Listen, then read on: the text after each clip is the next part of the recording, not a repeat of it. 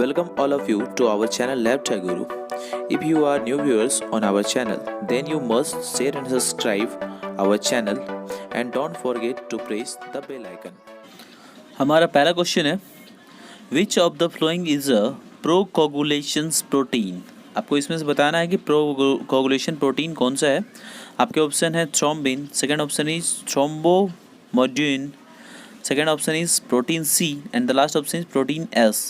इसका right answer हो जाएगा ऑप्शन फर्स्ट थ्रोम्बिन। ठीक है, क्योंकि आपने जब कोगुलेशन पढ़ा होगा तो कोगुलेशन कास्केट में आपको पता चला होगा कि वहाँ पे थ्रोम्बिन जो है वो कोगुलेशन में हेल्प करता है। ठीक है, नेक्स्ट क्वेश्चन हमारा which test is used for confirmation of RH negative blood group. RH negative blood group के लिए हम लोग कौन सा टेस्ट करते हैं कन्फर्मेशन के लिए। आपके ऑप्शन है यहाँ पे Casoni's test, second option is DU variant test, third option is Coombs test and the last option is Sallis test. इसका राइट आंसर हो जाएगा DU वेरिएंट टेस्ट, यानी हम लोग RH नेगेटिव के लिए हम लोग DU वेरिएंट टेस्ट करते हैं। ठीक है, आपको ख्याल रखना है कि DU वेरिएंट टेस्ट जो है हम लोग किसके लिए करते हैं, तो DU वेरिएंट टेस्ट जो है हम लोग RH नेगेटिव के लिए करते हैं। DU मतलब ये डी एंटीजन टेस्ट है। ठीक है, जो डी एंटीजन पाया जाता है रेड ब्लड सरफेस पे, तो उसका पता लगाने के लिए हम लोग इस टेस्ट को करते हैं। ठीक है, चलिए नेक्स्ट क्वेश्चन देख लेते हैं। Which bulb is used for estimation of serum bilirubin. Serum bilirubin को एस्टिमेशन करने के लिए हम लोग कौन से बल्ब का इस्तेमाल करेंगे, यानी कौन से ट्यूब का इस्तेमाल करेंगे। तो पहला आपका Wintrobe bulb, second option is fluoride bulb, third option is plain bulb and the last option is DTA bulb. इसका राइट आंसर क्या है, तो प्लेन बल्ब। प्लेन बल्ब का इस्तेमाल हम लोग सीरम बिलिरुबिन के लिए करते हैं। ठीक है, मेनली विंट्रोप ट्यूब के बारे में आप लोगों को पता है कि विंट्रोप ट्यूब जो होता है इसका इस्तेमाल PCV ESR इसके लिए करते हैं, और इसकी यदि लेंथ कभी बार पूछी जाए तो 110 मीटर इसकी लेंथ होती है। ठीक है, ये लंबा होता है 110 मीटर, और इसका डायमीटर कितना होता है, 3 mm ये बोर होता है और डायमीटर होता है। यदि हम लोग फ्लोराइड बल्ब के बारे में बात करें तो ग्लूकोज एस्टिमेशन के लिए हम लोग करते हैं, ग्लूकोज टेस्ट के लिए इसका इस्तेमाल करते हैं। इसमें जो फ्लोराइड होता है वो ग्लाइकोलाइसिस को इनहिबिट करता है, रोकता है, और जो ऑक्जेलेट होता है वो क्लोटिंग से बचाता है। ठीक है, प्रिवेंट करता है ब्लड को क्लोट होने से। नेक्स्ट है हमारा, अब अगला है आपका EDTA ट्यूब्स। तो पता है EDTA जो है हम लोग इसका इस्तेमाल हेमेटोलॉजी, जो बहुत सारे टेस्ट होते हैं हेमेटोलॉजी में, तो होल ब्लड हेमेटोलॉजी डिटर्मिनेशन के लिए हम लोग इसका इस्तेमाल करते हैं, या तो ब्लड डोनर स्क्रीनिंग जो होता है उसके लिए भी हम इसका इस्तेमाल करते हैं, EDTA ट्यूब का इस्तेमाल करते हैं। नेक्स्ट है हमारा commonest presentation of hookworm infection. Hookworm infection का कॉमनेस्ट प्रेजेंटेशन क्या है, तो आपके ऑप्शन है itching, diarrhoea, abnormal pain and the last option is anaemia. इसका राइट आंसर हो जाएगा एनीमिया। ठीक है, नेक्स्ट क्वेश्चन देख लेते हैं। Sudden development of itching of a scalp and difficulty in breathing after bee sting is an example of. यदि ऐसा ही अचानक यदि डिफ़िकल्टीज़ मतलब आने लगे, ब्रीथिंग में डिफ़िकल्टीज आने लगे, और यदि खुजलाहट, ईचिंग विचिंग वाला, यानी एक तरह से ऐसा लग रहा है कि ये एलर्जेटिक कंडीशन है, तो ये जो सडन डेवलपमेंट होता है वो कौन से टाइप्स के मतलब हाइपर सेंसिटिविटी में होता है। तो आपके ऑप्शन यहाँ दिए हुए हैं type 1, type 2, type 3, type 4 hypersensitivity. इसका राइट आंसर हो जाएगा option first type 1 hyper sensitivity. Question number 6, flowing is true regarding antigenic shift in influenza virus. तो यहाँ इन्फ्लुएंजा वायरस के रिगार्डिंग में यहाँ पे कौन सा सही है आपको ये बताना है। तो एंटीजेनिक शिफ्ट के बारे में पूछा गया, तो एंटीजेनिक शिफ्ट को पहले समझ लेते हैं। एंटीजेनिक शिफ्ट क्या होता है, तो एक ये मेजर चेंजेस होता है जो कि इन्फ्लुएंजा वायरस में जो कुछ मेजर चेंजेस आएगा। ठीक है, तो मेजर चेंजेस कैसे आ रहा है, तो जो ह्यूमन फ्लू वायरस होता है वो यदि क्रॉस कर जाता है, फ्लू वायरस जो अफेक्ट करता है एनिमल्स को, उससे यदि वो क्रॉस करता है तब जो हमारा न्यू चेंजेज आता है जो वायरसेस में। ठीक है, एक न्यू शिफ्ट तैयार होता है, वो एंटीजेनिक शिफ्ट कहलाएगा। ठीक है, तो यहाँ पे उससे रिलेटेड आपको आंसर देखने हैं। तो यहाँ पे बहुत सारे जो ऑप्शन दिए हुए हैं इनमें से इसका राइट आंसर हो जाएगा option D, it result in emergence of new सब टाइप ऑफ वायरस। यानी इसका रिजल्ट ये होता है कि परिणाम ये होता है कि वायरस का एक नया उप प्रकार समझ लीजिए इमरजेंस होगा, उसका उदय हो जाएगा। ठीक है, तो it result in emergence of new सब टाइप ऑफ वायरस इसका राइट आंसर हो जाएगा। तो नेक्स्ट क्वेश्चन देख लेते हैं। Thiosulphate citrate while salt sucrose medium is an example of, यहाँ पे TCBS, इसको शॉर्ट में हम TCBS भी बोल सकते हैं। ये मीडियम जो है किसका एग्जाम्पल है, तो इसका राइट आंसर हो जाएगा सेलेक्टिव मीडिया। ठीक है, तो सेलेक्टिव मीडियम का ये एग्जाम्पल है TCBS यानी thiosulphate citrate bile salt sucrose. Next question देख लेते हैं। Question number 8, data in the population census report is, जो पॉपुलेशन सेंसस रिपोर्ट होता है उसमें जो डाटा होता है वो कैसा होता है, अनग्रुप डाटा होता है या ग्रुप डाटा होता है या सेकेंडरी या प्राइमरी डाटा, कैसा डाटा होता है? इसका राइट आंसर हो जाएगा अनग्रुप्ड डाटा। ठीक है, तो आपको ख्याल रखना है कि जो डाटा पॉपुलेशन सेंसस रिपोर्ट जो होता है वो अनग्रुप डाटा का होता है। Question number 9, CA-125 is used in diagnosis of, CA-125 इसका इस्तेमाल हम लोग करते हैं डायग्नोसिस करने के लिए। किसके डायग्नोसिस के लिए इसका इस्तेमाल करते हैं? तो इसका आपके ऑप्शन दिए हुए हैं, gall bladder cancers, carcinoid, bronchogenic cancers, ovarian cancer. इसका राइट आंसर हो जाएगा ओवेरियन कैंसर। ठीक है, तो इसके बारे में समझ लेते हैं कि ये जो हमारा टेस्ट होता है ये समझ, ऐसा इसका CA का फुल फॉर्म ही हो जाएगा कैंसर एंटीजन। ठीक है, कैंसर एंटीजन 125, तो इतना कंफर्म है कि कैंसर होगा इससे। तो ये जो है यदि ये हमारा एंटीजन ये पाया जाता है हमारे बॉडी में, इसमें हम लोग टेस्ट में यही मेजर करते हैं कि कितने अमाउंट में CA प्रोटीन, ठीक है, कैंसर एंटीजन 125 प्रोटीन जो है कितने अमाउंट में हमारे बॉडी के अंदर है। ठीक है, इसका मेन इस्तेमाल जो होता है आप कह सकते हैं कि कैंसर से पहले भी और कैंसर के मतलब होने के बाद भी ट्रीटमेंट के लिए इसका इस्तेमाल करते हैं। ठीक है, तो ये आपका जो ओवेरियन कैंसर है इसका पता लगाने में CA-125 इसका हम लोग इस्तेमाल करते हैं। Question number 10, rate limiting enzymes of glycolysis is, rate limiting enzymes glycolysis जो होता है इसमें कौन सा होता है रेट लिमिटिंग एंजाइम्स? तो आपके ऑप्शन है glucose 6 phosphatase, all of these, thiophorase and the last option is phosphofructokinase. इसका राइट आंसर हो जाएगा ऑप्शन डी यानी ऑप्शन आपका 4 जो है फोस्फोफ्रुक्टोकाइनेज। ठीक है, ये इसका राइट आंसर हो जाएगा। इसी को हम लोग रेट लिमिटिंग एंजाइम्स भी बोलते हैं। जब ग्लाइकोलाइसिस हम लोग करवाते हैं तो इसमें पूछा जाएगा कि आपको रेट लिमिटिंग एंजाइम्स कौन सा है, तो आपको बताना है कि फोस्फोफ्रुक्टोकाइनेज। ठीक है, आपके नेक्स्ट क्वेश्चन है आपका, डिस्ट्रॉफिक कैल्सिफिकेशन इज सीन इन, जो डिस्ट्रॉफिक कैल्सिफिकेशन ये पाया जाता है किसमें दिखता है हमको? आपके ऑप्शन है atheroma, Paget's disease, renal dystrophy, milk alkali syndrome. इसका राइट आंसर हो जाएगा एथेरोमा। ये जो सबसे पहले आपको ये समझना होगा डिस्ट्रॉफिक कैल्सिफिकेशन होता क्या है। ये पाया जाता है इसमें जो होता है कैल्शियम फॉस्फेट जो क्रिस्टल्स होता है वो डिपॉजिट हो जाता है। ठीक है, मतलब बॉडी के सर्टेन एरियाज में ये डिपॉजिट हो जाता है, और एथेरोमा में भी यही होता है, जो आर्टरीज होता है वहाँ पे ये डिपॉजिट हो जाता है आर्टरीज के वॉल्स में, वॉल्स को और कॉन्स्ट्रिक्ट कर देता है। ठीक है, तो यहाँ पे इस कंडीशन में आपको ये बताना है कि इसमें एथेरोमा में क्या होता है कि वहाँ पे कैल्शियम डिपॉजिट होता है। यहाँ पे इसका मतलब है डिस्ट्रॉफी कैल्सिफिकेशन का मतलब ये है कि बॉडी के किसी हिस्से में कि कैल्शियम का डिपॉजिट हो जाएगा। Question number 12, autosplenectomy is seen in, autosplenectomy जो है वो कब दिखता है आपको बताना है। यहाँ पे hereditary elliptocytosis, second option is hereditary spherocytosis and the third option is sickle cell anaemia and the last option is thalassaemia major.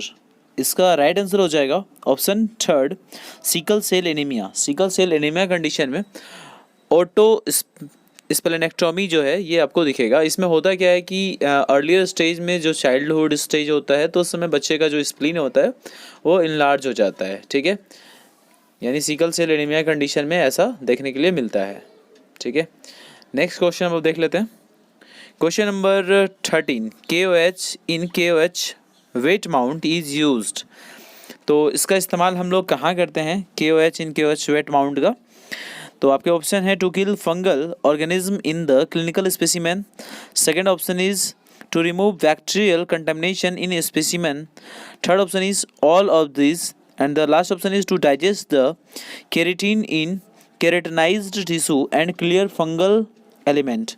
इसका राइट आंसर हो जाएगा option 2, to remove bacterial contamination in the specimen. ठीक है, इसका इस्तेमाल हम लोग KOH in KOH mount में जो हम लोग करते हैं वेट माउंट, उसमें KOH का इस्तेमाल किस लिए होता है, तो बैक्टीरिया जो बैक्टीरियल कंटामिनेशन होता है स्पेसिमेन में उसको रिमूव करने के लिए। ठीक है, चलिए नेक्स्ट क्वेश्चन देख लेते हैं। Question number 14, blood culture of a 70 years old female was taken, मतलब एक 70 वर्ष की कोई महिला है उसका ब्लड लिया जाता है कल्चर के लिए, and non capsulated gram positive diplococcus arrange in V shape has grown within 24 hour, और वहाँ पे आपको देखने के लिए क्या मिलता है, वी शेप का डिप्लोकोकस, ग्राम पॉजिटिव डिप्लोकोकस आपको दिखाई देता है, वी शेप का दिखाई देता है, 24 आवर के अंदर ये ग्रो हो जाता है। तो initial test indicate that this isolate was resistance to penicillin the mostly likely pathogen is, और ये जो है रेसिस्टेंट होता है पेनिसिलिन के भी रेसिस्टेंट होगा। तो ये कौन सा पैथोजन है आपको ये बताना है। आपके ऑप्शन है streptococcus pneumoniae, second option is enterococcus faecalis, third option is group B streptococcus, and last option is staphylococcus aureus. इसका राइट आंसर हो जाएगा इंट्रोकोकस सेप्टिलिस। ठीक है, और अब नेक्स्ट क्वेश्चन हम लोग देख लेते हैं। Most common tumour in man world wide is, पूरे वर्ल्ड वाइड में मैन में जो होता है एक ट्यूमर होता है कॉमन ट्यूमर, तो वो कौन सा है आपको देख लेते हैं। तो लंग्स, प्रोस्टेट, किडनी या थायराइड, तो हर जगह ये ट्यूमर होता है। लंग्स में भी लंग्स ट्यूमर का भी प्रॉब्लम होता है, प्रोस्टेट ट्यूमर का भी प्रॉब्लम होता है, किडनी ट्यूमर भी होता है, लेकिन कॉमन क्या है इसमें से पूरे वर्ल्ड वाइड में, तो लंग्स ट्यूमर। ठीक है, याद रखना है कि लंग्स ट्यूमर जो होता है वो बहुत ज़्यादा कॉमन है पूरे वर्ल्ड वाइड में, ये मैन में होता है। Question number 16, spectrophotometric glucose measurement by GOD POD method, GOD और POD मेथड से जो हम लोग करते हैं, producing red colour dye can used following filters, तो जो फिल्टर्स होगा कौन से फिल्टर का इस्तेमाल करेंगे उसके लिए। तो आपके ऑप्शन है यहाँ पे 505 nanometres, 630 nanometres, 405 nanometres, and the last option is 340 nanometre. इसका राइट आंसर हो जाएगा 505 नैनोमीटर, यानी इसने हम लोग नैनोमीटर्स का फिल्टर्स का इस्तेमाल हम लोग करेंगे। ठीक है, किसके लिए, तो स्पेक्ट्रोफोटोमेट्रिक ग्लूकोज मेजरमेंट के लिए। किस मेथड से, तो GOD और POD मेथड से जो हम लोग करेंगे, तो आपको याद रखना है उसमें फ़िल्टर जो हम लोग कौन से फ़िल्टर का इस्तेमाल करेंगे, तो 505 नैनोमीटर का फिल्टर का इस्तेमाल करेंगे।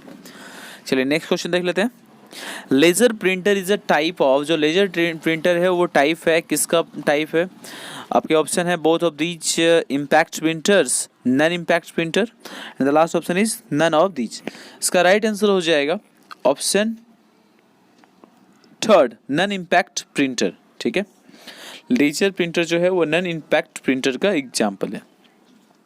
Question number 18, anaerobic glycolysis produce excess of, जो एनारोबिक ग्लाइकोलाइसिस होता है तो उसमें एक्सेस प्रोड्यूस होता है, क्या प्रोड्यूस होता है एक्सेस। आपके ऑप्शन है ketone bodies, acetyl co A, third option is pyruvate, fourth option is lactate. इसका राइट आंसर हो जाएगा लैक्टेट। ठीक है, काफ़ी मात्रा में लैक्टेट का फॉर्मेशन होता है, लैक्टिक एसिड का फॉर्मेशन होता है। ठीक है, एनारोबिक ग्लाइकोलाइसिस में, जिसके वजह से जॉइंट्स पेन की भी बहुत समस्या जो होती है एनारोबिक रेस्पिरेशन में आपको देखने के लिए मिल जाएगी। ठीक है, क्योंकि लैक्टिक एसिड का फॉर्मेशन जो होता है, लैक्टिक एसिड जॉइंट्स में जाके डिपॉजिट हो जाता है। क्वेश्चन नंबर 19 देख लेते हैं।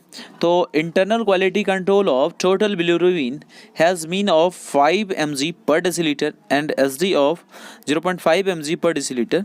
Result obtained on a day is 5.7 mg per deciliter. Flowing QC rules is not satisfied. तो यहाँ पे आपको बताना है कौन सा QC रूल सेटिस्फाई नहीं हो रहा है। तो यहाँ पे 1 2s हो जाएगा, 2 2s हो जाएगा, third option is none of these, and the fourth option is 1 3s। इसका राइट आंसर क्या लिया गया है, नन ऑफ दीज। इसमें से कोई भी जो भी QC रूल्स दिया हुआ है वो सेटिस्फाई नहीं हो रहा है। ठीक है, नेक्स्ट क्वेश्चन देख लेते हैं। क्वेश्चन नंबर 20 है, ये भी क्वालिटी कंट्रोल से है। तो आपको क्वालिटी कंट्रोल और एक आपको आता है टाइप्स ऑफ हाइपर सेंसिटिविटी वाला जो रिएक्शन होता है तो वो आपको देख लेना है, क्योंकि कई बार क्वेश्चन इससे एराइज होता रहता है। ठीक है, तो हाइपर सेंसिटिविटी और क्यूसी कंट्रोल ये आपको देख के चलना है।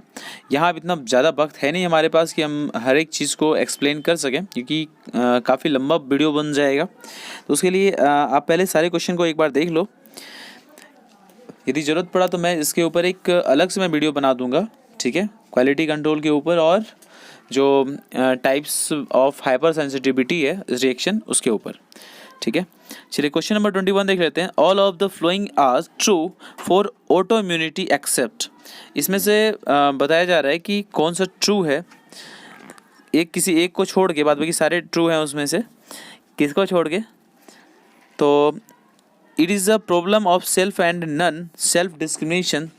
Second is it is the failure of immunotolerance. Third option is new antigens can lead to autoimmunity and the fourth option is it is immunity to self। तो यहाँ पे ऑटो इम्यूनिटी के लिए बताया जा रहा है कि सारे सही हैं, एक को छोड़कर। किसको छोड़ के? तो जो ऑप्शन है आपका ऑप्शन डी यानी option 4 it is immunity to self, इसको छोड़ के बाद बाकी सारे जो ऑप्शन है वो आपके सही है। क्वेश्चन नंबर 22 देख लेते हैं। The strain for demonstration of glycogen, यहाँ पे ग्लाइकोजन नहीं लिखा हुआ लेकिन ग्लाइकोजन ही होगा। ठीक है, तो कौन से स्ट्रेन का हम इस्तेमाल करते हैं ग्लाइकोजन को डेमोन्स्ट्रेट करने के लिए? आपके ऑप्शन है सूडान ब्लैक बी, पास स्ट्रेन, वेयरहॉप्स स्ट्रेन, मिथाइल वायलेट। इसका राइट आंसर हो जाएगा पास स्ट्रेन। हम लोग जो ग्लाइकोजन का स्टेमेशन करते हैं उसको डेमोन्स्ट्रेट करने के लिए हम लोग पास स्ट्रेन का इस्तेमाल करते हैं। ठीक है, अब पास स्ट्रेन में थोड़ा और भी देख लेते हैं। यदि अब हम बात कर लेते हैं पास स्ट्रेन के बारे में, तो पास स्ट्रेन का यदि फुल फॉर्म देखें तो पीरियोडिक एसिड स्किफ, ये जो है इसका इस्तेमाल हम लोग करते हैं पॉलीसेक्राइड्स को मतलब डिटेक्ट करने के लिए, जैसे कि ग्लाइकोजन है, ग्लाइकोप्रोटीन है, ग्लाइकोलिपिड है, तो इन सब को हम लोग डिटेक्ट करने के लिए हम लोग पास स्ट्रेन का इस्तेमाल करते हैं। अब यदि हम लोग बात करते हैं सूडान ब्लैक बी, इसका इस्तेमाल जो होता है मेनली हम लोग लिपिड को, वाइड वैरायटी में जो लिपिड्स है उसको हम लोग स्ट्रेन करने के लिए इसका इस्तेमाल करते हैं। जैसे फॉस्फोलिपिड है, स्टेरॉल्स है, न्यूट्रल ट्राइग्लिसराइड्स है, इन सब को हम लोग स्ट्रेन करने के लिए सूडान ब्लैक बी का इस्तेमाल करते हैं। यदि हम लोग बात कर लें वेरोप्स स्ट्रेन के बारे में, तो वेरोप्स स्ट्रेन क्या है? इसका इस्तेमाल मेनली हम लोग इलास्टिक टिश्यू को स्ट्रेन करने के लिए करते हैं, जो कि जैसे ब्लड विजल्स के वॉल्स में जो पाया जाता है, जो इलास्टिक कार्टिलेज है, लंग्स, स्किन, ब्लैडर्स, इन सब में जो टिश्यू पाया जाता है इलास्टिक टिश्यू, उन सब को, या कुछ लिगामेंट्स भी जो होते हैं उन सब को स्ट्रेन करने के लिए हम लोग वेरोप्स स्ट्रेन का इस्तेमाल करते हैं। लास्ट हमारा मिथिलीन वायलेट है, तो मिथिलीन वायलेट के बारे में, तो मिथाइल वायलेट के बारे में आप लोगों को मालूम ही है। इसका इस्तेमाल हम लोग ग्राम स्ट्रेनिंग के लिए करते हैं, मेनली बैक्टीरिया को क्लासीफाई करने के लिए। ठीक है, ये कौन सा ग्राम पॉजिटिव बैक्टीरिया, कौन सा निगेटिव बैक्टीरिया है, तो ये हम लोग इजीली इसके हेल्प से हम लोग कर सकते हैं मिथिलीन वायलेट से। ठीक है, चलिए अब नेक्स्ट क्वेश्चन देख लेते हैं। Question number 23, contact dermatitis is an example of the contact dermatitis जो है ये किसका एग्जाम्पल है? आपके ऑप्शन है type 1 hypersensitivity, type 2 hypersensitivity, third option is type 3 hypersensitivity और लास्ट ऑप्शन जो आपका है टाइप 4 हाइपर सेंसिटिविटी। इसका right answer option 4 type 4 hypersensitivity. ठीक है, जो कॉन्टैक्ट डर्मेटिटीज़ है, तो आपको याद रखना है कॉन्टैक्ट डर्मेटिटीज़ जो है ये आपका टाइप 4 हाइपर सेंसिटिविटी में आता है। चलिए अब नेक्स्ट क्वेश्चन देख लेते हैं। Question number 24, LAN stand for. LAN जो है ये इसका फुल फॉर्म आपको बताना है, तो काफ़ी आसान सा क्वेश्चन है, लोकल एरिया नेटवर्क। ठीक है, तो लोकल एरिया नेटवर्क यानी क्वेश्चन नंबर इसका जो आंसर 4 होगा, ऑप्शन 4 लोकल एरिया नेटवर्क इसका राइट आंसर हो जाएगा। नेक्स्ट क्वेश्चन देख लेते हैं। Septic shock is generally caused bye, तो आपके ऑप्शन है retrovirus, gram negative Wesley, gram positive cocci and the last option is acid fast Wesley. इसका राइट आंसर हो जाएगा ग्राम नेगेटिव वेसली। ठीक है, जो सेप्टिक शॉक होता है जनरली किसकी वजह से होता है? तो ग्राम नेगेटिव वेसली के वजह से होता है। ठीक है, यदि कई बार आपको एग्जाम्पल भी देखने के लिए मिल जाएगा, तो यहाँ पे जो ग्राम नेगेटिव बैक्टीरिया जो होगा तो ग्राम नेगेटिव बैक्टीरिया में कौन सा हो जाएगा? तो कई बार आपको स्ट्रेप्टोकोकस पायोजेंस या स्टेफाइलोकोकस ऑरियस या इंट्रोकोकस ये सब यदि दिख जाए तो इसमें से कोई भी आप मार सकते हो ऑप्शन में। ये सारे जो हैं इन सब की वजह से सेप्टिक शॉक जो होता है काउच होता है। ठीक है, नेक्स्ट क्वेश्चन देख लेते हैं।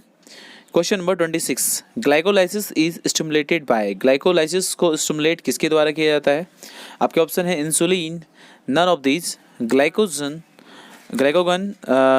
उसके बाद है बोथ ऑफ दीज। इसका राइट आंसर हो जाएगा ऑप्शन फर्स्ट इंसुलिन। ठीक है, नेक्स्ट क्वेश्चन देख लेते हैं 27 number question. Serum creatinine stimulation is done bye. Serum creatinine stimulation जो होता है वो किसके द्वारा हम लोग करते हैं? ये स्टिमुलेशन सीरम क्रिएटिनिन स्टिमुलेशन आपके ऑप्शन है biuret methods, uricase method, bromocresol green method and the last option is Jaffe kinetic method. इसका राइट आंसर हो जाएगा जैफी कैनेटिक मेथड। यदि आपने पढ़ा होगा स्टिमेशन तो ये आपको सीरम क्रिएटिनिन जो है स्टिमेशन में जैफी क्रिएटिनिन कैनेटिक मेथड भी आपने पढ़ा होगा। ठीक है, तो जैफी कैनेटिक मेथड जो है इससे हम लोग सीरम क्रिएटिनिन को स्टिमेट करते हैं। Next question, question number 28, all of the following are confirmatory treponemal test for syphilis except. इसमें से मतलब बहुत सारे जो टेस्ट दिए हुए हैं उसमें से वो सारे जो हैं किसी एक को छोड़ के बाद बाकी सारे जो हैं ट्रिपोनोमल टेस्ट मतलब सिफिलिस के लिए कन्फर्मेटरी टेस्ट है किसी एक को छोड़ के। तो उसका राइट आंसर क्या हो जाएगा पहले ये देख लेते हैं। RPR test. ठीक है, RPR टेस्ट जो है वो हम लोग सिफिलिस के लिए नहीं करते हैं। बाद बाकी जितने भी टेस्ट यहाँ पे दिए हुए हैं PR, CEF test, TPHA test, ELISA test, इन सारे को हम लोग सिफिलिस के लिए करते हैं। ठीक है, यदि हम RPR टेस्ट के बारे में बात करें तो रैपिड प्लाज्मा रेजिन ये जो टेस्ट है ये स्पेसिफिक नहीं होता है सिफिलिस के लिए। यदि हम मान लेते हैं कि यदि आपका टेस्ट पॉजिटिव आ भी जाता है, यदि आपने RPR टेस्ट करवाया वहाँ पे पॉजिटिव आ जाता है तो फिर भी आपको कंफर्म होने के लिए आपको और भी टेस्ट की ज़रूरत पड़ेगी सिफिलिस के लिए। यदि आपको सिफिलिस है तो इसको कंफर्म करना है तो उसके लिए आपको और भी टेस्ट लगाने पड़ेंगे। यदि वो सारे टेस्ट यदि पॉजिटिव आते हैं तब आपको सिफिलिस है। यानी एक टेस्ट यदि RPR लगा के आप बताओगे कि हाँ सिफिलिस कंफर्म हो चुका तो ये नहीं हो सकता, ये कन्फर्मेटरी टेस्ट नहीं है। ठीक है, चलिए नेक्स्ट क्वेश्चन देख लेते हैं। Question number 29, bipolar staining is a characteristics features of. तो बिपोलर स्टैनिंग जो है वो कैरेक्टरिस्टिक फीचर्स है किसका है? आपके ऑप्शन है yersinia pestis, corynebacterium diphtheriae, haemophilus influenzae, the last option is mycoplasma. इसका राइट आंसर हो जाएगा यार्सिना पेस्टिस। यार्सिना पेस्टिस के लिए ये क्या है? कैरेक्टरिस्टिक फीचर्स है स्टैनिंग। ठीक है, अब नेक्स्ट क्वेश्चन देख लेते हैं। Question number 30, M band is seen in electrophoresis of. Electrophoresis में आपको एम बैंड दिखा होगा, तो वो जो दिखता है वो किस कंडीशन में दिखता है आपको देख लेना है। आपके ऑप्शन है multiple myeloma patient serum, any disease with the abnormal haemoglobin, sickle cell disease patients RBC, the fourth option is thalassaemia patient RBC। इसका राइट आंसर हो जाएगा मल्टीपल माइलोमा पेशेंट सीरम। जो मल्टीपल माइलोमा पेशेंट सीरम होता है उसमें M band देखने के लिए मिलता है इलेक्ट्रोफोरेसिस में। ठीक है, चलिए नेक्स्ट क्वेश्चन देख लेते हैं। The graph which represent data on maps are considered as. यानी वो ग्राफ जो रिप्रेजेंट करता है डाटा को, ठीक है, मैप पे, तो वो उसको हम लोग क्या बोलते हैं? आपके ऑप्शन है pictograms, symmetry graph, third option is cartogram and the last option is pictograph. इसका राइट आंसर हो जाएगा कार्टोग्राम। कार्टोग्राम जो है, कार्टोग्राम में हम लोग क्या करते हैं एक ग्राफिकल रिप्रेजेंटेशन बोल सकते हैं डाटा का। ठीक है, मैप्स पे, तो ये क्या कहलाता है? तो कार्टोग्राम्स कहलाता है। Next question, question number 32, during the denaturations of protein following bonds are not broken. कौन सा बॉन्ड्स ब्रोक नहीं होता है जब डीनेचुरेशन होता है प्रोटीन का? तो आपके ऑप्शन है peptide bond, salt bond, van der Waals interactions and the last option is hydrogen bond. इसका राइट आंसर हो जाएगा पेप्टाइड बॉन्ड, यानी ऑप्शन फर्स्ट इसका राइट आंसर हो जाएगा पेप्टाइड बॉन्ड। यानी डीनेचुरेशन जो होता है प्रोटीन का तो उस समय पेप्टाइड बॉन्ड्स जो होता है वो ब्रोक नहीं होता है। ठीक है, question number 33, A patients total cholesterol is. 245 mg पर डेसीलीटर। HDL कोलेस्ट्रॉल भी दिया हुआ है आपका 45 mg पर डेसीलीटर। ट्राइग्लिसराइड दिया हुआ है 170 mg पर डेसीलीटर। और आपको फ्रेडवेल्स फार्मूला का इस्तेमाल करके यहाँ पे पेशेंट का LDL कोलेस्ट्रॉल निकालना है, ठीक है। तो सबसे पहले हम लोग को ये फ्रेडवेल्स फार्मूला पता होना चाहिए इसके लिए। तो ये फार्मूला हम लोग देख लेते हैं क्या होता है। तो LDL बराबर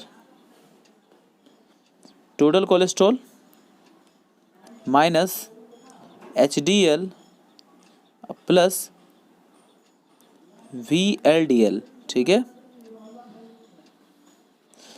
तो यहाँ पे क्या देख रहे हैं कि VLDL तो हमारा दिया हुआ नहीं है। तो VLDL निकालने के लिए क्या करते हैं, तो VLDL निकालने के लिए टोटल ये हमारा जो ट्राइग्लिसराइड होता है,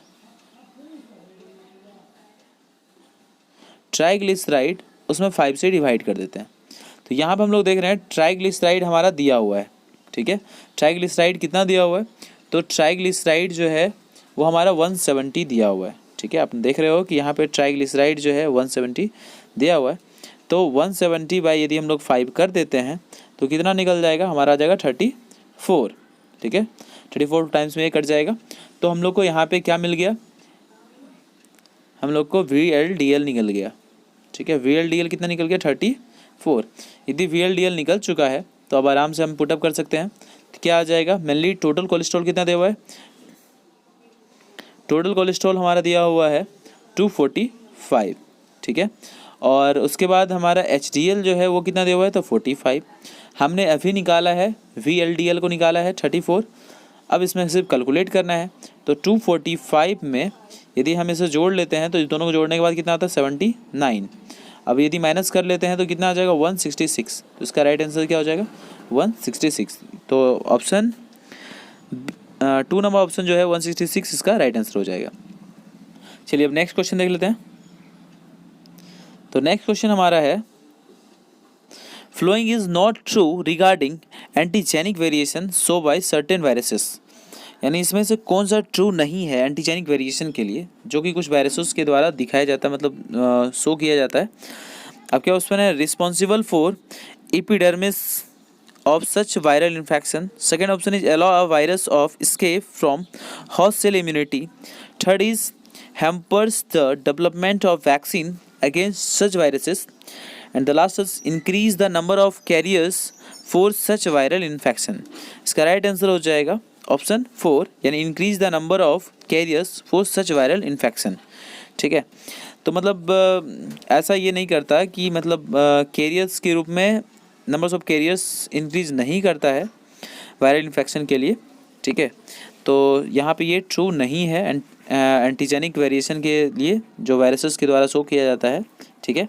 बाद में की जो भी है वो सब सही है। नेक्स्ट क्वेश्चन देख लेते हैं। Following processing of CSF sample, the remaining sample should be preserved eight.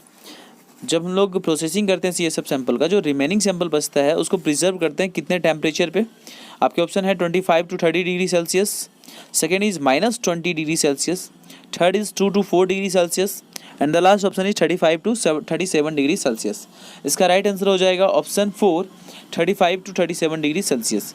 यानी 35 to 37 डिग्री सेल्सियस पे हम लोग जो रिमेनिंग सैंपल बचता है CSF का उसको हम लोग प्रिजर्व करते हैं, ठीक है। नेक्स्ट क्वेश्चन देख लेते हैं। Question number 36, following is true regarding meningococci. तो मेनिंगोकोकाई के बारे में क्या ट्रू क्या है इसमें से आपको बताना है। आपके ऑप्शन है capsular polysaccharide is used for preparation of vaccine, second is oxidase test is negative, third is it is important cause of meningitis in adult males, and fourth option is it is kindly shaped kidney shape intracellular diplococci. इसका जो right answer हो जाएगा capsular polysaccharide is used for preparation of vaccine. यानी इसका जो है इस्तेमाल जो होता है हम लोग वैक्सीन तैयार करने के लिए करते हैं, ठीक है, मेनिंगोकोकाई का, ठीक है। चलिए अब नेक्स्ट देख लेते हैं। The extent to which the values are dispersed around the central observation is considered as। आपके ऑप्शन है ट्रेलिंग, सेंट्रलाइज वैल्यूएशन, वेरिएशन, और एक्सटेंशन। इसका राइट आंसर हो जाएगा वेरिएशन। ठीक है, यानी जब जो वैल्यूज़ होता है वो dispersed around the central observation is considered.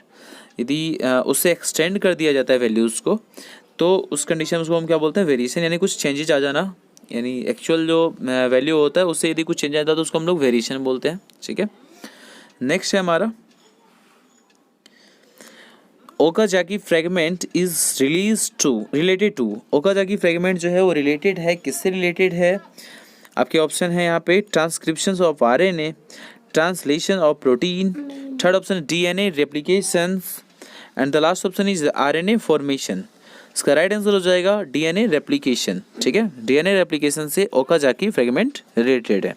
ठीक है, चलिए नेक्स्ट क्वेश्चन देख लेते हैं। Question number 39, APOA is found in. APOA जो है वो फाउंड कहाँ होता है, किसमें होता है? आपके ऑप्शन हैं LDL, VLDL, third option is chylomicron and the last option is HDL। इसका राइट आंसर हो जाएगा HDL। ये APOA जो होता है वो किस में पाया जाता है? तो HDL में पाया जाता है। चलिए नेक्स्ट क्वेश्चन देख लेते हैं। Question number 40, increase Hb/H2 level on HB chromatography is associated with. तो ये किसके साथ एसोसिएटेड होगा जो इंक्रीज हो जाता है HbA2 लेवल HB क्रोमेटोग्राफी में? तो इसका देख लेते हैं option, thalassaemia minor, thalassaemia major, sickle cell, G6PD deficiency. इसका राइट आंसर है थैलेसीमिया माइनर। ठीक है, थैलेसीमिया माइनर में जो HbA2 लेवल जो होता है वो इंक्रीज हो जाता है। ठीक है, नेक्स्ट क्वेश्चन देख लेते हैं। Question number 41, tumour containing cells of all 3 germ cell layer is. यानी ट्यूमर जिसमें कंटेन करता है वो 3 जर्म्स लेयर्स को भी सेल लेयर्स को भी कंटेन्स करेगा।